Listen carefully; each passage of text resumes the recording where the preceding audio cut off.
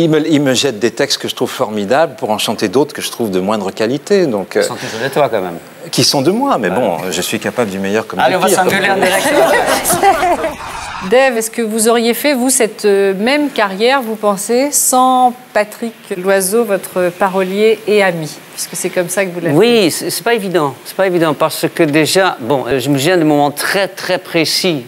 Je travaillais au Festival d'Avignon en 1974 comme acteur et on se promenait, on est tombé sur un catalogue, une brochure d'une marque de voiture que je ne citerai pas. Et il m'a dit, mon pauvre, tu n'auras jamais cette voiture-là, on avait une vieille voiture pourrie. Je ne l'ai pas dit sur ce ton-là. Non, mais bon. Arrête de ramasser des prospectus par terre de voitures que tu ne peux pas te payer. Et ça m'a énervé. Et c'est ce jour-là, pour la première fois, moi, parce que vous savez, moi je me considère comme un beatnik. Et pour moi, s'il y a bien un gros mot, c'est le mot carrière. Je ne voulais pas faire carrière. Mais là, il m'a énervé et je me dis, il va voir. Et non, c'est vrai? Oui, vraiment. Orgueil. Une forme d'orgueil ridicule qui a fait que je voulais lui montrer que je pouvais gagner de l'argent assez pour acheter cette voiture-là, ce que j'ai fait. Voilà. C'est un moment très... C'est dingue, hein? Pardon? Vous l'avez, la voiture? Oh, c'est bien mieux. C'est bien mieux. Il a eu la voiture qui était sur le prospectus. Ouais, je l'ai acheté quelques mois après. Mais bon, pour répondre précisément, je pense que les rencontres sont extrêmement importantes sur le plan professionnel. Le fait de rencontrer quelqu'un qui pouvait me faire chanter des paroles en français, c'était exceptionnel. Donc je crois que je lui dois quasiment tout. Quelle déclaration d'amour quand même, Patrick. Oui, on ne sait comment réagir à ce genre de déclaration. Là, il re-signe un bail de... En même temps, ça donne une espèce de vision un peu idyllique des choses.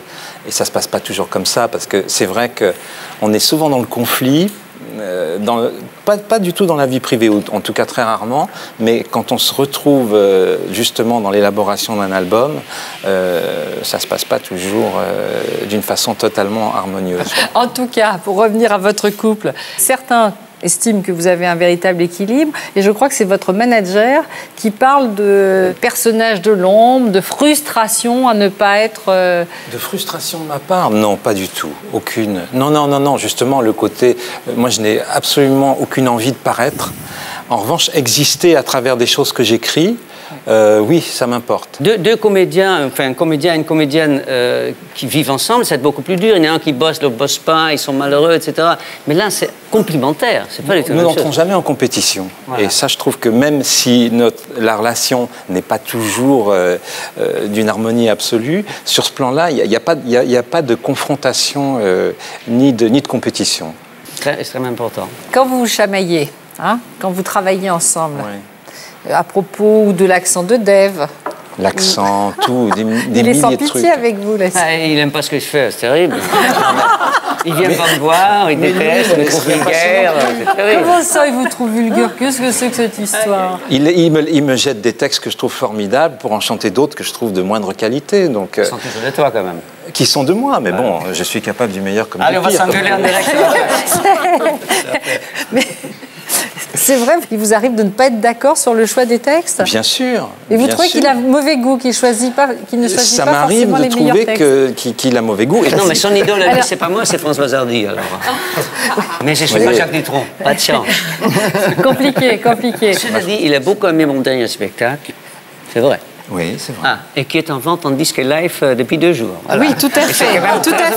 Et alors, attendez, qui s'appelle Dave refait un tour. Oui, il y avait un titre de lui, parce que voilà. J'irais bien refaire un tour du côté. D'après le spectacle acoustique, c'est cela? Voilà. Plus sérieusement, jamais vous n'avez chanté une chanson écrite par quelqu'un d'autre que Patrick? Bien sûr que si. Mais ça me va moins bien. Écoute, tu as fait quand même des chansons qui étaient pas mal. À une époque où moi, j'avais la sensation d'être un petit peu arrivé au bout de mon inspiration, pour autant que ce soit... L'inspiration est un grand mot. Oui, j'avais l'impression que je le faisais tourner en rond. Donc on a décidé, moi, d'aller essayer d'écrire pour d'autres gens et lui de s'adresser à d'autres auteurs. Mais vous savez, quand il y a... Excusez-moi, Mireille, mais quand j'ai perdu ma mère, par exemple, c'était pas sa mère, c'était pas sa belle-mère, parce qu'on ne fonctionne pas comme ça. Mais ça l'a entamé aussi, parce qu'il aimait beaucoup ma mère. Il a fait une chanson que je chante sur scène, qui provoque quelque chose d'extraordinaire dans la salle, que je lui dois, et que notre parolier de l'extérieur à notre vie commune, n'aura pas pu écrire. C'est ça où il y a un avantage de travailler, chose qu'ont peut-être Alain Souchon, Alain Boulzy aussi, sans vivre pourtant en couple. Moi, je trouve que c'est un vrai couple, tous les deux. C'est un vrai couple. Oui, ça, c'est un vrai couple. Comme on essaie de les réaliser, qu'on n'y ans. parvient pas très souvent, finalement. Et je trouve que c'est intelligent, quoi. Un couple intelligent et sincère. Il y a eu un creux de la vague à un moment donné où Dave... Ah bon? Je donne mon avis, mais qui ne suit pas toujours. Oui, dans ces moments-là, j'imagine que c'est une force d'être ensemble, ou au contraire, on se dit, mince, parce qu'on est ensemble, on n'a plus d'inspiration, il faudrait peut-être aller chercher l'inspiration en dehors du couple. Ouais. Qu'est-ce qu'on se dit dans ces cas-là? Dans les moments de creux de vague, je pense que le fait de rester à deux quand le succès n'est plus là, oui, je pense que c'est quand même plus confortable. Ah, il était à côté de moi d'une manière on ne peut plus positive, absolument. Oui, c'est ce que j'allais dire, c'est positif, ça ne devient jamais négatif. Tout ça, tout à fait. On ne reste pas plus de 30 ans ensemble. Non, c'est qu'il y a quelque chose. C'est qu'il y a quelque chose qui est rare. Voilà, sans lui, il me manquerait quelque chose de physique. Et en plus, il rapporte des droits d'auteur. Il est insupportable, il est insupportable. C'est hollandais de parler d'argent tout le temps. J'ai fait pour faire oui, parce que j'ai oublié de dire que vous étiez hollandaise, Rosalie. Des Pays-Bas, on vient. C'est très hollandais, d'accord. Et comment waar kom jij vandaan eigenlijk? Utrecht. Jij komt uit Utrecht. Dat is helemaal, Stéphane, un petit bout hollandais. Oui, oui, Tout est question de provenance. Tout est question de provenance. Quand vous les entendez, Alain Flelou, mon Jerry, vous vous dites, heureusement, jamais ça, justement, dans le couple, c'est ce que vous disiez au début. Mon Dieu, si c'est ça de travailler en permanence. Non, mais ça a l'air très sympathique, ils ont l'air de s'amuser. C'est merveilleux. Ça ne fait pas peur. Non, ça exprime une énorme complicité. Je trouve ça très bien. Effectivement, le mot complémentarité est tout à fait approprié. Il faut quand même qu'on précise qu'on s'amuse aussi beaucoup. Bien sûr. On ne passe pas notre temps à nous engueuler au sujet de chansons. Non, 36 ans surtout. Alors, quels que soient justement les bonheurs et les chagrins, je disais aussi les difficultés que vous ayez passées, rien n'a pu entamer votre couple. On a eu des moments de doute, de crise. J'imagine, mais normal, c'est normal. Des choses... Ce qui n'est pas normal, c'est qu'on soit encore ensemble. Non, ça, c'est pas normal. Ce qui n'est pas normal, c'est... Bon, bref. On peut réparer après l'émission. Ouais. Attendez, quelle horreur, Alain Flelou, quelle horreur. Ah non, c'est trop beau, c'est trop beau. Moi, je rumine beaucoup. Hein. Quand les choses ne se passent pas comme je rumine beaucoup. C'est-à-dire que ça dure, quoi. Ça dure. Ouais.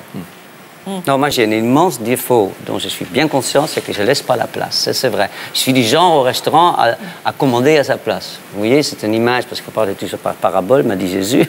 Et c'est vrai que je prends beaucoup de place. On ne veut pas du tout remarquer sur le plateau. Vous n'avez pas remarqué? Elle est mignonne, hein, la Hollandaise. Moi, le seul truc que j'ai d'irritant, c'est que je suis toujours de bonne humeur. Alors, ça me fait chier tout le monde. C'est insupportable. Je suis un mari parfait. Je gagne de l'argent, je suis bonne humeur, je fais la cuisine. Je paye des impôts. Il y a du Je vis fromage. avec quelqu'un, je suis Vous marié êtes avec paxé quand même. Vous êtes paxé. Nous sommes oui, mais ça, c'est pour faire exact. ça, c'est vraiment pour des raisons Est-ce que vous seriez pratiques. marié d'ailleurs si le mariage existait? Mais non, on a des Je peux générations répondre pour qui a moi, tout pas fait du pour ne tout, pas hein. se marier. Nous, on a une génération, on ne comprend pas que les gens veulent se marier. Pour la robe. Non, oui, à la rigueur. Oui, c'est pas mon truc. C'est un petit truc homophobe qui sort de la bouche d'Ève. J'aime bien dire d'Ève, la bouche d'Ève. Oui, D apostrophe. Oui.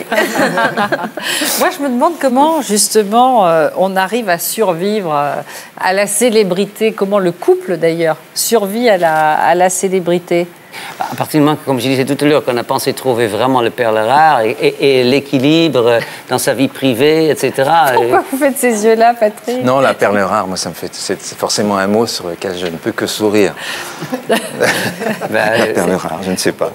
Bon, écoutez, on va pas s'étendre là-dessus. Cela dit, je voudrais revenir, moi, aux années 70, quand même. Hein.